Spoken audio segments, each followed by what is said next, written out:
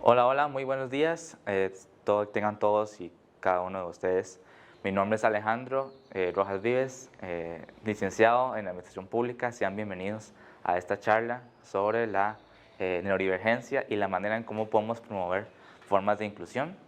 Es un gusto que ustedes estén aquí, bueno, aquí las asistentes aquí y bueno, ustedes que están viendo desde donde está en este momento.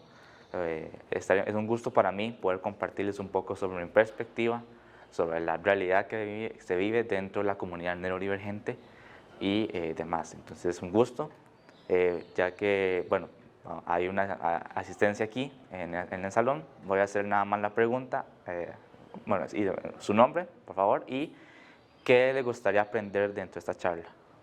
Ok, Isabela, mucho gusto. Em, Me gustaría, en general, más de la neurodivergencia, qué aspectos conlleva. No sé mucho, pero sí tengo interés porque, digamos, yo tengo dislexia. Ok. Entonces, por lo que tengo entendido, eso también clasifica como parte de la Correcto. comunidad. Entonces, quiero aprender más de eso y, no sé, me interesó la charla. Correcto, perfecto. Entonces, sí, bueno, vamos a abordar un poquito al respecto a nivel general sobre qué aspectos aborda la neurodiversidad como tal, porque es un concepto muy abstracto, ¿verdad? Entonces, vamos a ir paso a paso, viendo como los detalles más generales y que la gente debería comprender a la hora de leer y de entender, o más bien de escuchar sobre la palabra neurodivergencia. Entonces, en primer lugar, bueno, eh, bueno, como decía, mi nombre entonces es Alejandro Vázquez. Disculpe por mi letra, tampoco es como la más, este, bueno, sí, se ve bien, ¿no? Aquí está mi nombre y bueno, entonces, bueno, lo que tengo diagnosticado en este momento es autismo, por ende estoy dentro de la comunidad neurodivergente y el diagnóstico se dio hace, bueno, por ahí del 2004. Que la historia la voy a abordar un poquito también más adelante.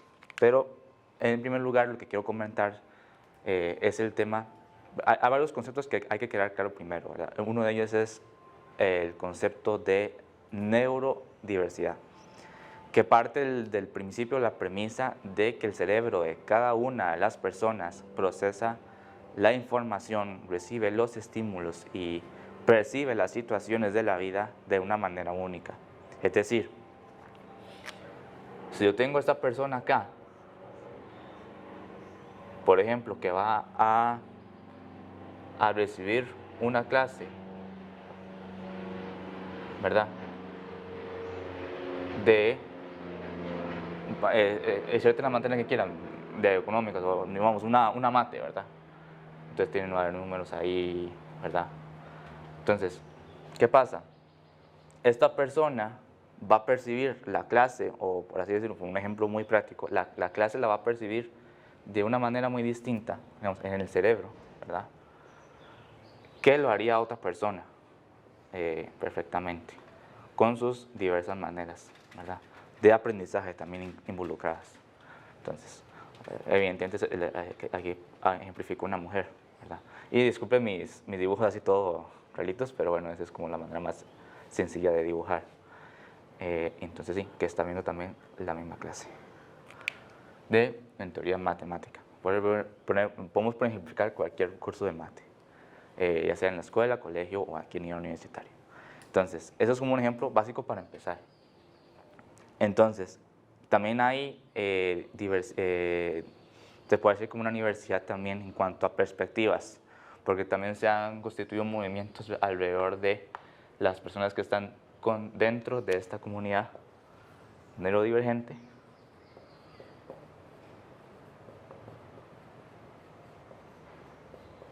Y ahí están las personas que están fuera, que son los que podemos llamar como las personas neurotípicas, cuya manera de procesar la información se establece una teoría que se da de una manera más normalizada. Aunque también hay perspectivas también de que hablan de que el procesamiento de información no hay como una forma estandarizada o calificada, digamos, de una manera categorizada de manera oficial en saber de que si es normal o si no es normal. Hay teorías que hablan de esto, de la gente que está dentro de la neurodivergencia y otras que están fuera, como decía. ¿Okay? Y ya que hablamos de la comunidad neurodivergente, estamos hablando precisamente de eso, un colectivo, un grupo de personas, no de un solo individuo. Entonces, esa comunidad va a tener, digamos, también sus maneras de cómo actuar respecto a diversas situaciones de la vida.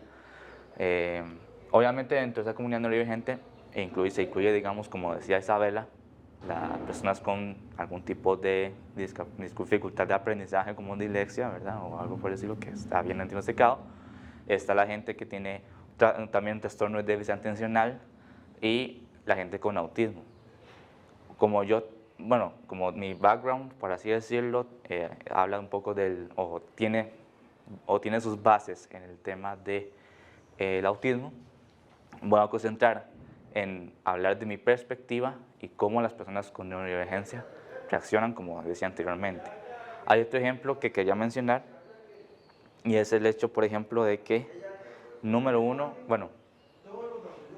cuando se trata de situaciones en las cuales la gente se puede ver un poco incomodada, la gente dentro de la comunidad neurodivergente, hay un ejemplo que también se me asocia, no sé si ustedes han visto, la serie Disculpe de Atypical, que hay una escena específica al final, no sé si la temporada 1 o 2, que hay una fiesta, pero el protagonista quiere que esa fiesta no se dé de una manera en teoría normalizada, con mucha música, mucho ruido de fondo, ¿verdad? Sino que se dé con que todo el mundo, que todos los invitados tengan unos audífonos que cancelan el ruido. Entonces eso se da de algún momento. Entonces esa sería una forma de promover la inclusión en una manera más, o en una perspectiva más social, que a las personas invitadas a una fiesta de cumpleaños de una persona incluida dentro de la comunidad neurodivergente que tiene diagnosticado el autismo y que y que le incomoda, que también haga manifestar su idea, porque eso es lo importante, que la gente manifieste la idea de cómo se sienten. O sea, si viene un evento muy importante y la persona no se siente del todo cómoda por los estímulos que va a recibir, es muy importante hacérselo saber a los papás y a los amigos o a la gente que va a estar asistiendo para a qué acuerdo, a qué consenso se puede llegar. Eso es algo muy importante. Entonces, hay otro ejemplo también muy práctico que quería comentarles y pasó recientemente. Yo andaba en la Comic Con, que fue hace una semana y media prácticamente, y era demasiada la gente. El lugar, había un espacio como donde estaba concentrado prácticamente todos los stands y todo el detalle, y había demasiada gente. Entonces, uno pensaría, ¿cómo reaccionaría una persona con autismo? Pues eso depende también, basado en lo que explicaba anteriormente. ¿Por qué? Porque, digamos, en mi caso, cuando había demasiada gente pasando por el pasillo entre stands y demás, cuando no había demasiado espacio, yo buscaba la manera de pasar rápidamente, era así como. Entonces, y lo lograba. Pero vi en ese mismo momento a un niño, quizás jovencito, de alrededor de 13, 14 años, que andaba unos audífonos que cancelaban el ruido.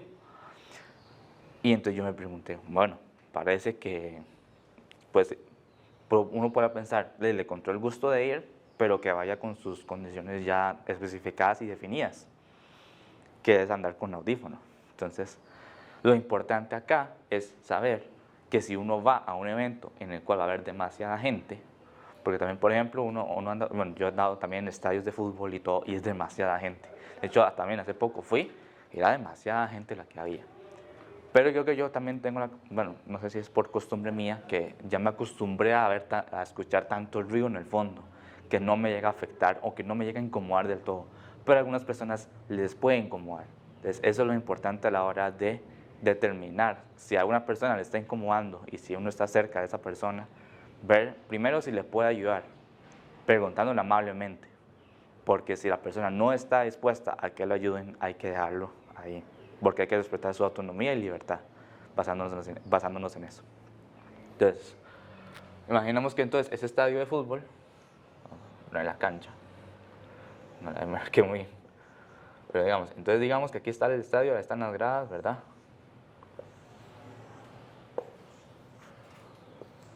yo estaba sentado más o menos como por aquí.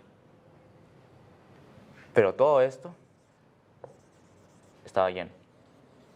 Solo aquí estaba más o menos, ¿verdad? Entonces eso me ayudó. Entonces, el evento que yo le decía del Comic Con, hay un espacio aquí grande, con muchos stands. Y se supone que aquí son los pasillos.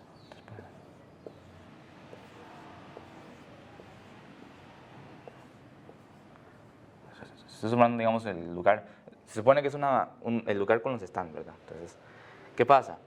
Entonces, hay gente pasando por aquí, por acá. Entonces, yo que estoy aquí, si quiere ir acá, le va a costar algo muy complicado. Tiene que pasar como por aquí, o irse por aquí, o irse por aquí, ¿verdad? Entonces, a las personas con neurodivergencia eso les puede incomodar un poquitillo. Entonces, eso es parte de la realidad que también se vive y también muy importante, como decía, preguntar. Porque también uno puede pasar ahí normal, ¿verdad? Y, ¿verdad? Como que no les importa nada, ¿verdad? Pero también hay que darle el espacio, ¿no? Si la persona está en una ayuda, también ver cómo puede solicitarla de una manera, dependiendo de qué tan severo sea la ayuda y todo lo demás. ¿Okay? Bueno, entonces en este caso, bueno, vamos a hacer, digamos, también bueno, ya comenté un poco, digamos, de qué es lo que se vive dentro de la mentalidad un poco, digamos, con esos ejemplos fáciles y concretos de comprender. Ahora vamos a pasar al tema de diagnóstico. ¿Cómo fue que a mí me diagnosticaron con autismo? Porque las personas también tienen su manera de reaccionar a los diagnósticos de las situaciones que uno vive en su vida diaria. No sé si puede comentar, Isabela, cómo fue su reacción a la hora de saber que tenía dislexia, cómo fue que su cerebro procesó la información en el momento de que sabías eso. A mí me diagnosticaron de chiquita, muy, digamos, cuando estaba así como en pre-kinder, casi me quedo en pre-kinder, pensando que era inmadurez. Pero ya después, alrededor de tercer grado, tuve una profesora que, bueno, en segundo grado tuve una profesora que tuvo la hipótesis de que tenía dislexia, porque como nos hacían exámenes de ortografía, y siempre yo me sacaba una palabra mal, no importa si la hubiera escrito 20 veces antes, llegaba y la escribía 3 veces diferentes en la misma hoja. Ya, ajá. Entonces, en tercer grado me hicieron exámenes para diagnosticarme y me diagnosticaron con dislexia. Yo estaba muy chiquita, entonces la verdad no comprendía tanto qué significaba eso. Para mí era ir como una vez por semana con una psicopedagoga que entonces me daba técnicas de estudio y así. Y de chiquita no lo comprendía tanto, pero ya más grande ya fui entendiendo más y adaptándome a mis necesidades. Claro. Por ejemplo, yo duro mucho más tiempo leyendo. Claro. Que siempre me pasaba que era como que tienen 10 minutos para leer estas 5 páginas. Pasaban los 10 minutos y yo seguía en la segunda página cuando ya todo el mundo había terminado. Pero al principio sí me daba como un poco de estrés y inclusive no me gustaba leer porque sentía que lo hacía tan lento. Pero ya después fui aceptando que así es como funciona mi cerebro y así es como soy. Y más bien ahora me gusta mucho leer y disfruto y no es algo a lo que le tenga ningún sesgo ni nada. Sí, ningún prejuicio, ninguna estima. Ninguna estima, ni nada. Sí, y ahorita estoy con el cassette y entonces tengo tiempo extra en los exámenes, pues lo claro. necesito y de acuerdo. No es, a veces le pasa a uno que llega y como dice, ¿por qué le dan tiempo extra? Pero yo desde hace ya años simplemente cuento que es que tengo dislexia. Para mí no es nada malo, es como a mí desde chiquitita me explicaron eso, que es solo cómo funciona el cerebro de uno, no es algo que lo deba afectar más, es importante simplemente conocerse a sí mismo para poder navegar la vida de la mejor forma. Como comenta Isabela, el autoconocerse es un elemento muy clave a la hora de primero percibir y de asimilar el diagnóstico de lo que uno tiene. voy a contar también mi perspectiva, bueno, cómo fue mi diagnóstico, porque es un poco distinto. Es similar en el sentido de que a mí me diagnosticaron también, como lo comentaba, en 2004. Entonces yo tenía 6 años. Bueno, para hacerlo de manera muy concreta, porque también ya lo he abordado en algunas otras circunstancias o ocasiones, quiero decir, y lo pueden, y de hecho ahora le voy a dar un anuncio por si ustedes quieren conocer más de mi parte, ¿verdad? Pero así rápidamente, yo estaba en un jardín de niños del sector público y yo tenía conductas un poquito extrañas o que las niñas, ¿verdad? En ese momento consideraba muy extraño de mi parte. Entonces, ¿qué pasaba? Bueno, el primer año, la niña que tuve me ayudó bastante y pude terminar el año sin ningún problema. Al siguiente llegó un cambio de docencia, o de docente en mi caso, y no le dio, o sea, no quiso dar como la cuota extra para ayudarme a ver qué pasaba conmigo. Entonces le dijeron a mis papás, le dijeron, si a su hijo no le dan un diagnóstico de hospital de niños, no le vamos a aceptar ahí en ese lugar. ¿Qué pasó? Bueno, entonces yo llegué, bueno, empecé, digamos, a supuestamente tener educación en casa, cosa que no duró mucho. Pues ya me encontraron un lugar, un centro educativo privado, en el cual ahí mismo me dieron o nos dijeron que había un experto que daba diagnósticos cerca de donde fui a estudiar la primaria, y esa persona fue la que me diagnosticó. Esa persona, bueno, ese experto se llama don Carlos Pérez de Santi, y tuve una prueba computarizada, a lo que me acuerdo, para que me determinaran eso. Entonces, yo en ese momento no sabía qué era lo que tenía, ni estaba consciente de cuál era el nombre de lo que me estaba pasando, por llamarlo de alguna manera. Fue hasta cuando estaba en tercer grado de escuela que vi la palabra, bueno, en ese momento que ya en ese momento no se da como un uso tan frecuente por el tema de cómo el concepto de autismo se ha evolucionado, pero en ese momento me diagnosticaron con Asperger. Entonces, ese era un nombre que yo dije, yo lo leí y me dije, wow, ¿qué es esto? Porque al principio pensé que es una enfermedad y en realidad no lo es, porque es una condición permanente, así como lo que Isabela tiene con su diagnóstico, lo va a tener para toda la vida, así es conmigo, con mi autismo. Cada quien tiene su tratamiento o ha llevado su tratamiento para lidiar con todo esto, de alguna manera que quizá haya tenido momentos un poquito complicados, otros que no, así como cualquier otra persona que haya tenido un diagnóstico, pero no es una enfermedad como que diga así que hasta a tal edad ya va a desaparecer ni nada por el estilo, o sea, eso está muy claro. Entonces, supe esa palabra y entonces tampoco como que me dio en ese momento mucho interés de averiguar sobre la información que había existente en ese momento, y ya por ahí ni siquiera en la escuela, en el colegio tampoco me atreví a hablar tanto del tema, yo no estaba completamente listo, yo no me sentía emocionalmente listo, ya que estamos en esto de la Semana de la Salud Mental. En ese momento consideré seguir concentrado en mi vida académica, en sacar las mejores notas y seguir adelante, o sea, no encontré un momento en donde podía hablar con quizás con la psicóloga, pero obviamente la psicóloga sabía de lo que yo tenía y todo, pero yo no me sentía a gusto como para poder manifestar qué sentía yo, ¿verdad? Respecto a, ¿verdad? Estar aislado, de jugar o de estar viviendo bajo mis propias condiciones que yo me impongo, por ejemplo, que eso siempre pasa, ¿verdad? Bueno, es parte del día a día. Entonces, ¿verdad?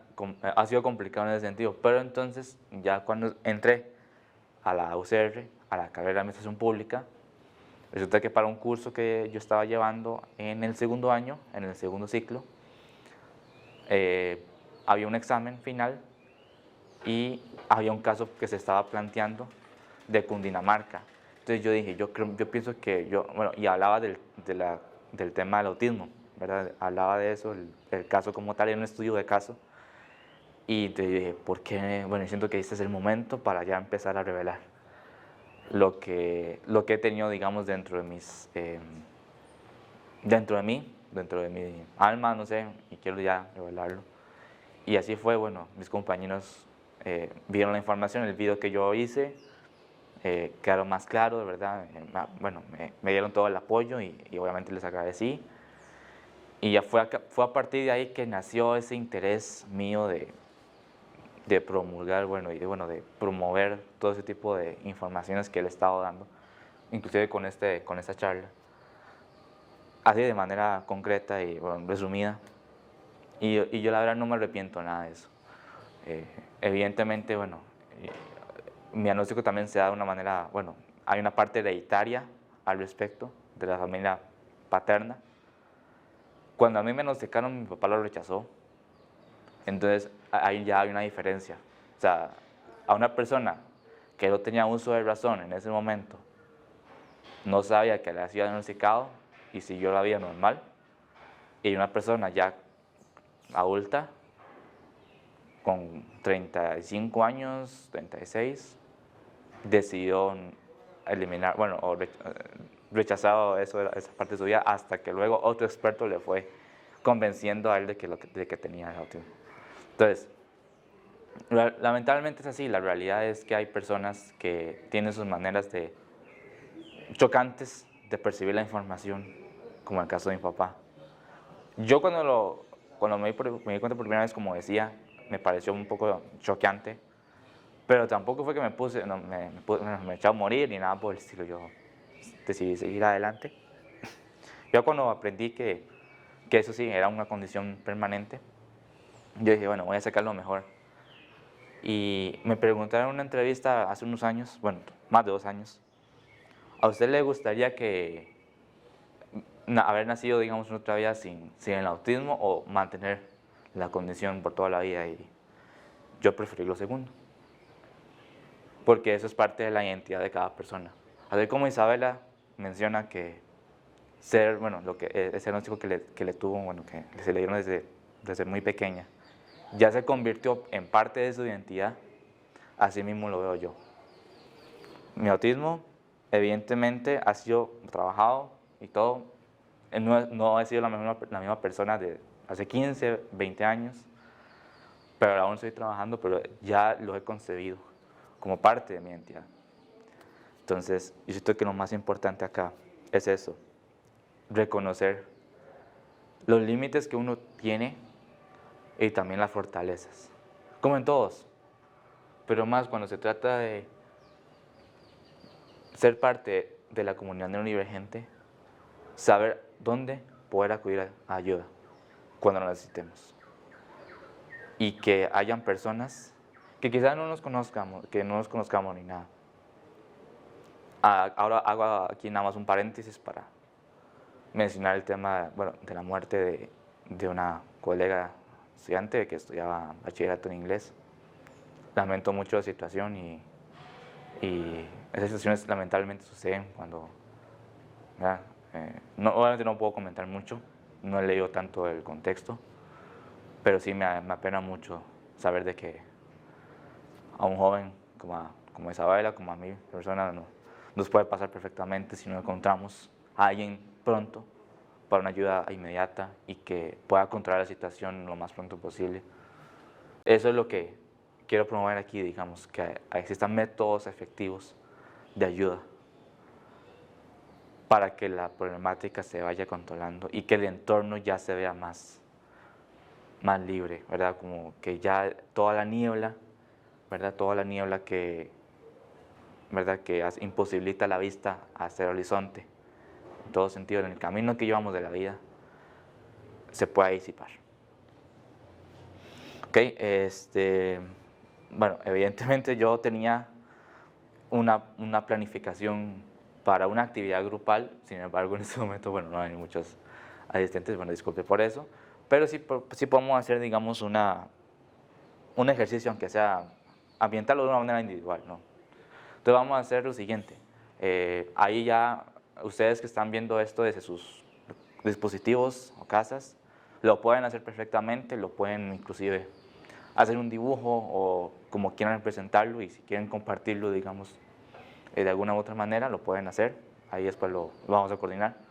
Pero si quiere, Isabela, si quiere, lo que podemos hacer para darte, digamos, para una actividad, lo que puedes hacer es, de alguna manera, no sé, porque como estás por su cuenta, ¿verdad? No hay, o sea, como, porque la idea mía era hacer un juego de rol, pero creo que podemos hacer el juego de rol de la siguiente manera.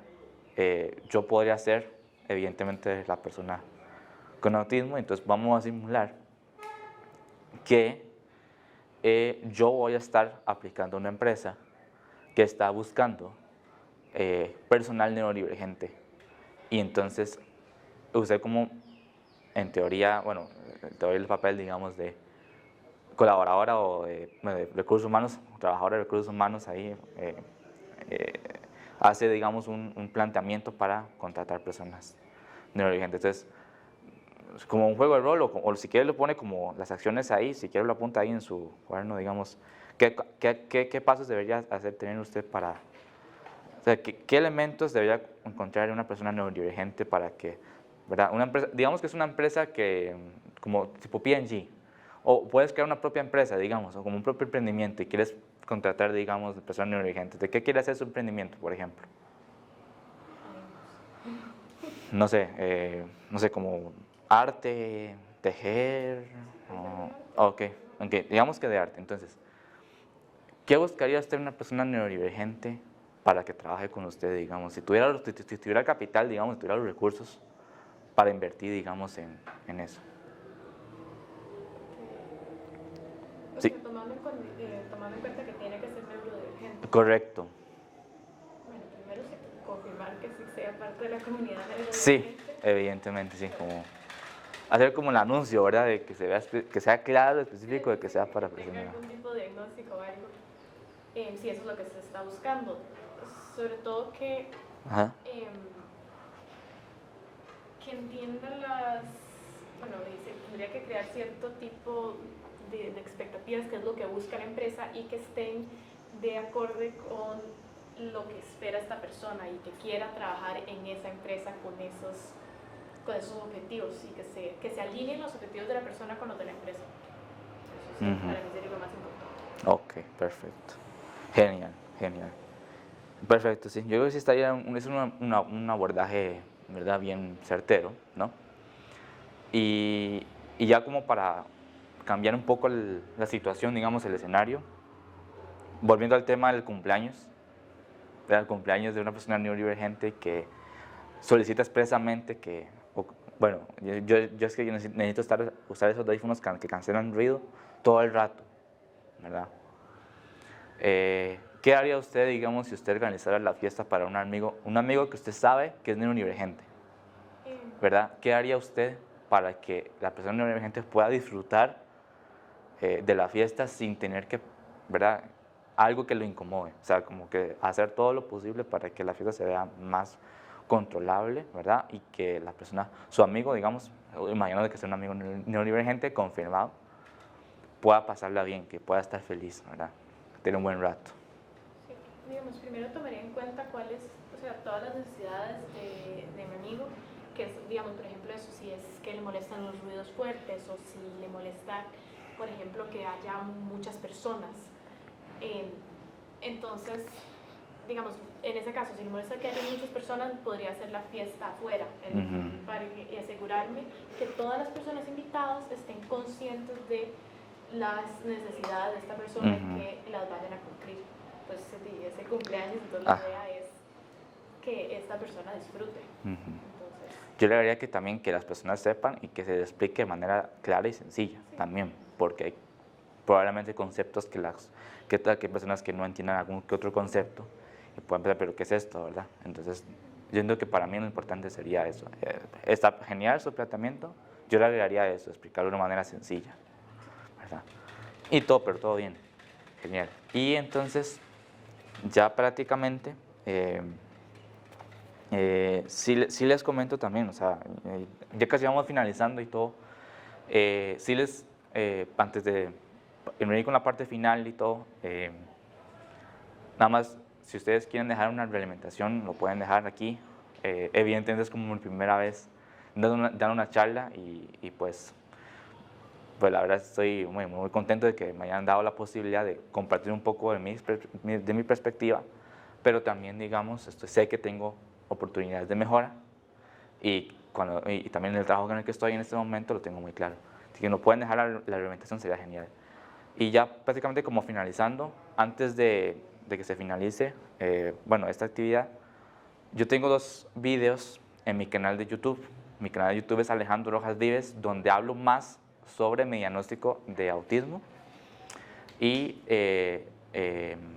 hay como un podcast, que es la entrevista que dura más de 67 minutos, que está en mi canal de YouTube. Hay otra entrevista que me hicieron recientemente, hace un mes, si no me equivoco, un mes y medio, no estoy muy seguro, que dura 35 minutos. Entonces cualquiera de los lo pueden ver en mi canal de YouTube por si desean conocer más, un poquito más de mi experiencia o de mi vida, ¿verdad? Con todas las dificultades que he tenido que pasar. Y también a los que ustedes están viendo desde sus dispositivos, también les comento, a partir de esta grabación que, bueno, se está dando en este momento, va a haber una entrevista en Radio U, si no me equivoco, el día de mañana viernes a las 8 de la noche, en el cual comento un poco sobre esta actividad y lo van a transmitir en Radio U, entonces para que estén atentos y puedan también escuchar también lo que comento al respecto. Entonces, sí, yo creo que para finalizar, así como a manera de conclusión, yo siento que los elementos fundamentales es, como le decía anteriormente, si la persona neurodivergente necesita el apoyo y es evidente, o sea, es claro que necesita ayuda, primero de preguntarse de una manera muy amable y respetuosa. Porque así como la persona puede decir que sí, puede decir que no, y hay que respetar la autonomía y la libertad de cada uno. Y número 2, que la ayuda se dé de la manera pronta y efectiva y eficiente, con los recursos que hayan en disponibilidad. Y si se selecciona un recurso que no se satisfaga del todo, puede ser algo que pueda afectarle de alguna manera a la persona neurodivergente. Entonces, lo importante es seleccionar bien y pronto, porque no sabemos qué tanta severidad, la severidad de la situación que está viviendo la persona neurodivergente, con ese tipo de ejemplos que decía al principio, que para mí pueden ser como si fuese un día normal, pero para otra persona no. Entonces eso es como lo que decía al principio, cada quien procesa la información de una manera única, los estímulos, los sensoriales, todo ese tipo de conceptos que también lo manejan ellos. O se manejan, digamos, que hay expertos que también tienen unos conceptos que también hablan del tema de los estímulos sensoriales, ¿verdad? Visuales, auditivos, de olfato y todo eso. Que no voy a abundar tampoco en ese tema, porque la idea es que lo que quería acá era que todos ustedes comprendieran que hay un poco dentro de la mente de la comunidad neurodivergente, por ejemplo, con una clase o una actividad con muchas personas y demás. Entonces, bueno, ahí prácticamente que eso sería lo que tenía todo para ofrecerles a ustedes. Espero que hayan aprendido bastante y que se lleve una impresión bastante positiva. Yo sé que va a haber gente que no va a pensar así, pero la idea mía, digamos, es como dejar claro eso, que hay personas neurodivergentes que sí necesitan de nuestro apoyo, ¿verdad? Puedo mencionar el tema de los mitos también, que se me olvidó inclusive mencionarlo, ¿verdad? Que el autismo está de moda, nunca va a estar de moda porque va a ser siempre tema de conversación en todo momento y tiene que estar siempre promoviéndose de alguna u otra manera.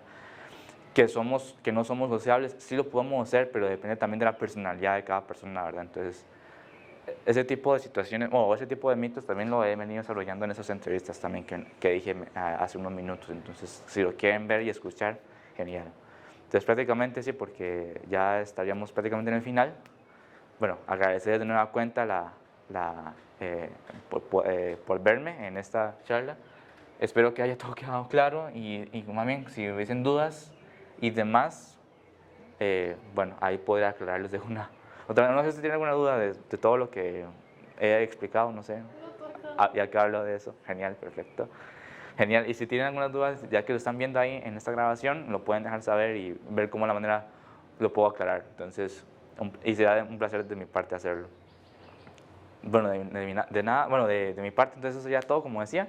Gracias por verme y eso sería todo y bueno, espero tengan un gran jueves y un gran fin de semana y de verdad que el tema de la salud mental siempre debe ser un tema a valorar. Desde el tema de conversación con las familias, con los amigos y todo, sobre todo cuando hay situaciones que penden de la vida y la muerte, ¿no? Entonces, eso es lo que yo siento que es lo más importante para mí, para cerrar esta actividad. Un placer.